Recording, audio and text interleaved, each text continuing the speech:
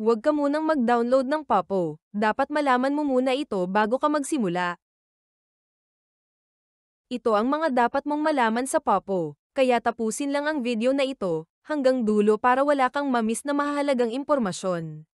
Kung ikaw ay newbie at hindi ka pa ready mag-Popo, huwag ka munang mag-download.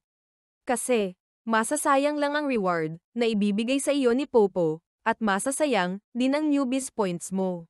Ano ba ang Popo? Ang Popo ay isang live streaming apps na pwede kang kumita ng $10 ang minimum payout.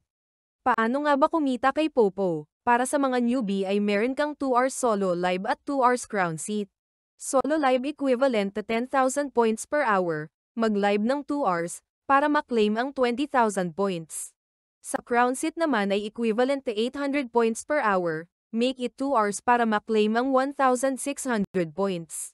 Para naman sa mga regular host, 1,000 points per hour live at 800 points naman para sa crown seat, kaya huwag sayangin ang newbie tasking. Ano ang points? Ang points na ito ay pwede mong i-withdraw into cash.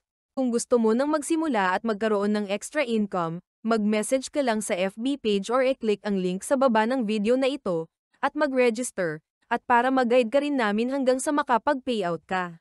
At kung gusto mo naman sumali sa aming agency, makikita ang ID number sa baba ng video na ito. Kung mahilig ka naman mag-shopping online, ang mga legit at recommended website ay makikita sa baba ng video na ito. Kung nagustuhan mo ang video na ito, pakiclick na rin ang notification bell para lagi kang update sa mga bagong video upload. Happy learning, and see you in our next video.